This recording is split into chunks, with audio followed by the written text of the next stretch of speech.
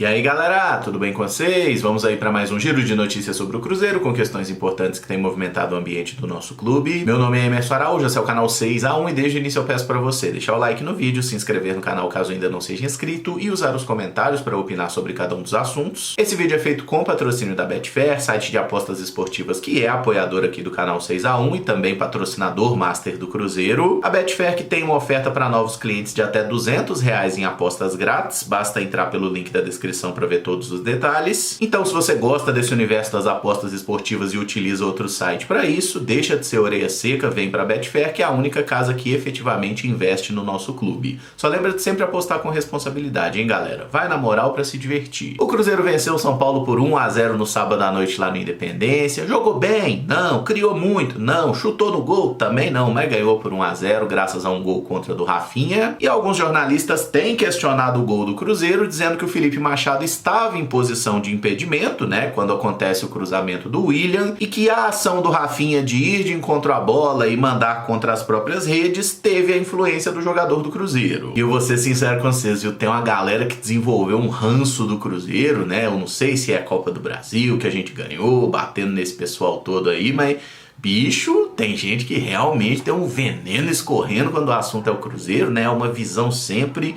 Qualquer coisa que é favorável ao Cruzeiro, o pessoal tá contra. Mas vamos falar sobre o lance, que é o que realmente importa, né? Porque as regras do futebol, especialmente essas questões do pênalti, bola na mão, mão na bola e tudo mais, e essa coisa do impedimento, tem mudado muito nos últimos anos, né? Ah, não, a orientação agora é essa. E eu diria que nesse momento existe no futebol o chamado impedimento interpretativo. Porque aparentemente o Felipe Machado está em posição de impedimento, ele está à frente da linha de defesa do São Paulo, e eu digo aparentemente porque o zagueiro Beraldo, que é esse primeiro que está marcando o Gilberto, a gente não consegue pelas imagens da transmissão ver qual é a posição do pé esquerdo dele. Se ele tiver com o pé esquerdo estendido, é possível que o Beraldo esteja dando condição para o Felipe Machado. Mas como a imagem não é conclusiva, vamos partir do princípio que o Machado realmente está impedido. O Rafinha só vai de encontro à bola e tenta fazer o corte porque o Felipe Machado está ali. Sim, então se você quiser fazer a interpretação que o Machado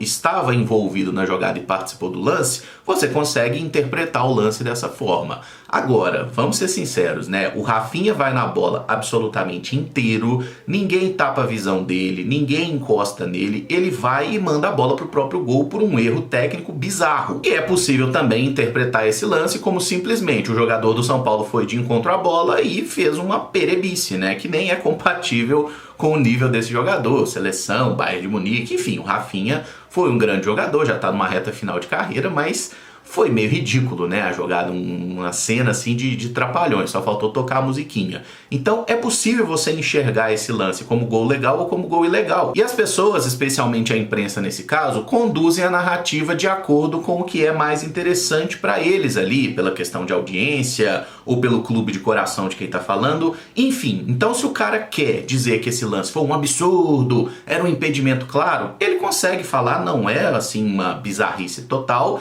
e se ele fala, não, irmão, o Rafinha foi um imbecil na jogada e fez o gol contra. É possível também. Sinceramente, eu como cruzeirense e todos nós somos clubistas, não vamos nos enganar, pra mim segue o jogo, irmão. O Rafinha foi na bola sozinho, fez o gol, obrigado, Rafinha. Agora tentar criar uma celeuma, uma grande polêmica em cima desse lance também, eu acho que não cabe, tá? Até lembrando que essas ferramentas do VAR não são as ideais, né? Quer dizer, o pessoal da Globo tem câmera de 4K para fazer a transmissão, mas o sistema do VAR, de fato, ele é bem falho, aquele zoom que pega os caras cheios de sombra, aquele trem meio esquisito, né? E falo só mais uma vez, tem esse detalhe aí, não dá pra gente ver exatamente qual é a posição do pé esquerdo do Beraldo, que é o zagueiro do São Paulo, que tá mais no alto da imagem ali, e possivelmente ele dá sim posição pro Felipe Machado, o que invalida toda essa discussão que a gente tá tendo aqui. Olhando pra tabela, ainda falta um jogo entre Vasco e Cuiabá para fechar a rodada 12 do Brasileirão, mas a nossa situação não vai mudar na tábua de classificação.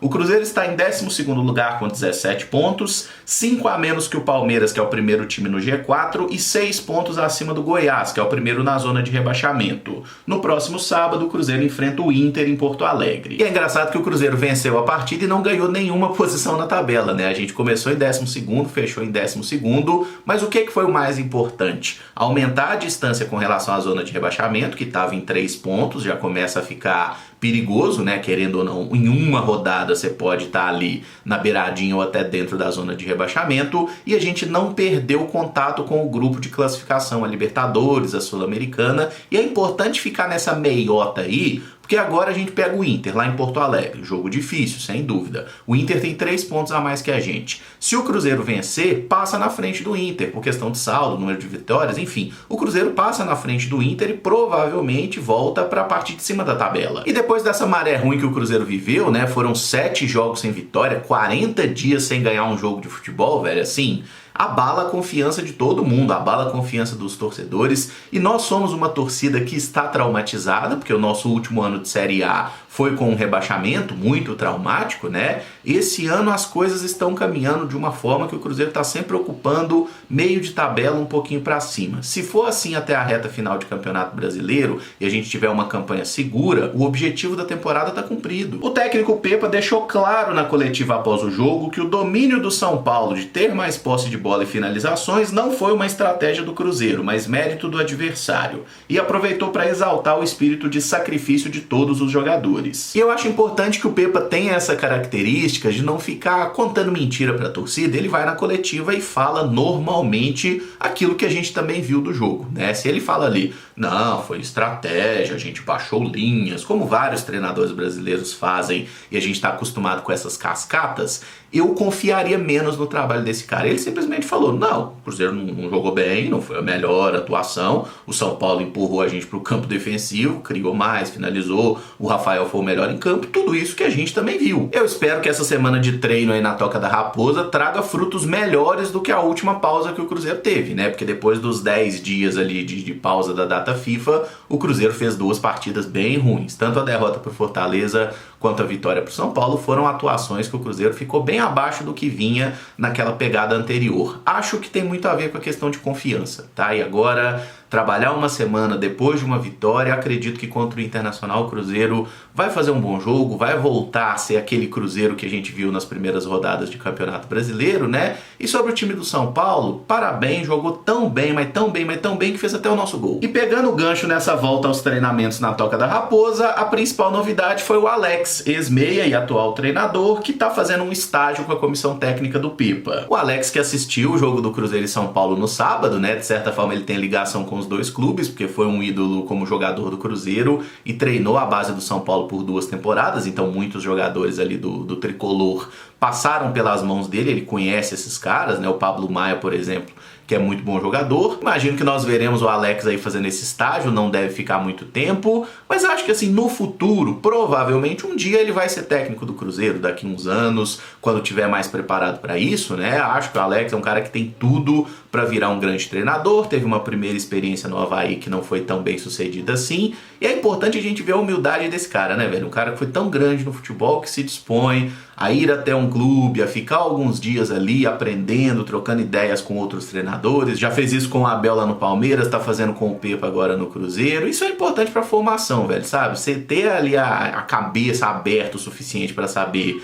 que foda-se se você for um grande craque, não significa que você vai ser um grande treinador, é importante. Eu acho que o Alex está se preparando, é legal para ele, né? Esse período de estágio é até mais interessante para ele do que para o clube, né? Embora eu acredite que ele possa acrescentar algumas coisas também, e é bom pra gente olhar de volta o Alex aí, né? Embora ele não esteja com a camisa do Cruzeiro aí nos trabalhos e tudo mais, você olha e fala assim, como esse cara já jogou bola aqui, né, velho? Quem viu o Alex jogando no Cruzeiro era um bagulho mágico que a gente olha e fala assim, não tem como assinar um contratinho até o final do ano, e não, entra ali 15 minutinhos final, sei lá, pra bater bola parada, qualquer coisa assim. Voltando ao jogo de sábado, Rafael Cabral merece todos os elogios pela grande atuação. Após a partida, ele resumiu, é o meu trabalho, é obrigação eu estar ali para ajudar. Muito mais que receber elogios é a sensação de ajudar o time, pois isso é o mais importante, a gente comemorar junto. Um belo discurso condizente aí com o capitão, liderança do time, né, falando do aspecto coletivo, coletivo, e convenhamos que o Rafael Cabral estava devendo assim uma grande atuação, porque de fato ele fez alguns bons jogos no início do Brasileiro. Ironicamente, no Independência, né, se a gente pegar as vitórias contra o Grêmio e contra o Santos, o Rafael Cabral fez boas defesas naqueles jogos ali,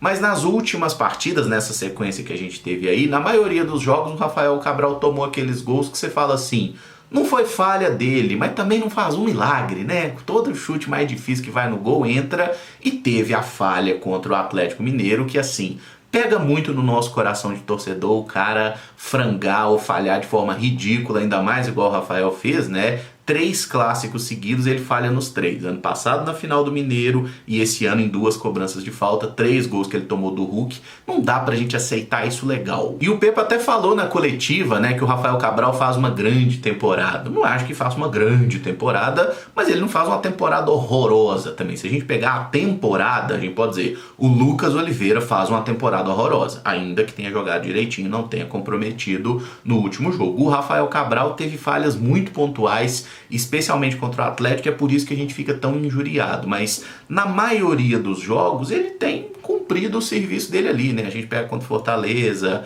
Copa do Brasil contra o Grêmio e tudo mais. Assim, os gols que ele tomou eram bolas muito difíceis mesmo, mas enfim, né, Rafael? É isso aí, irmão. Cata direitinho, continua aí sendo um jogador importante pro Cruzeiro dentro e fora de campo, porque assim, goleiro de time grande é aquele cara que não vai ficar sendo acionado toda a bola. Às vezes vai chegar 1 ou 2 por jogo. Quando chegar, você tem que se fazer presente, e o Rafael Cabral tem experiência, foi goleiro do Santos, campeão de Libertadores, de Copa do Brasil, tá aqui no Cruzeiro agora, é irregular, a gente sabe disso, né? Não é uma novidade, a carreira dele toda foi marcada por isso, mas com a experiência vamos torcer para que ele consiga ser um pouquinho mais consistente em alto nível, porque não adianta nada ser consistente e jogar todas mal. E uma novidade dessa segunda-feira trazida pelo Samuel Venâncio e o Deus Medibre: o Cruzeiro está de fato em negociações para repatriar o volante Lucas Silva do Grêmio. Ele está com 30 anos, até o momento não tem nada fechado, mas existem conversas e o jogador quer voltar para a Toca da Raposa. Então agora a gente pode dizer que a possibilidade de retorno do Lucas Silva é real. O Cruzeiro de fato abriu conversas aí para ver se é possível trazer o Lucas Silva de volta para essa terceira passagem pelo Cruzeiro.